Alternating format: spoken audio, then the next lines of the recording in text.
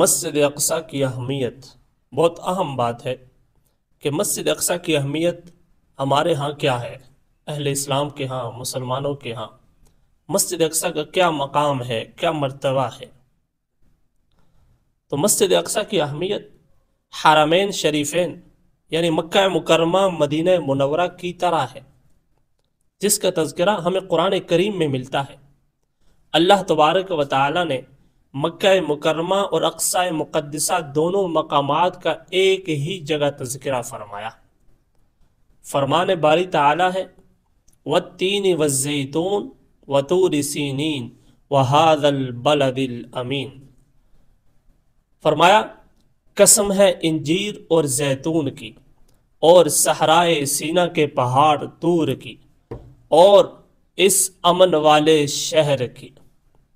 مفسر قرآن حضرت عبداللہ بن عباس رضی اللہ تعالیٰ عنہ فرماتے ہیں ان آیات کی تفسیر بیان کرتے ہوئے کہ والتین میں تین سے مراد شام کی سرزمین ہے، اور والزیتون میں زیتون سے مراد فلسطین کا علاقہ ہے، اور وطور سینین میں طور سینا مصر کا وہ پہاڑ ہے جس پر اللہ تعالیٰ نے حضرت موسیٰ علیہ السلام سے گفتگو فرمائی تھی، اور بلد امین سے مراد مکہ مکرمہ ہے۔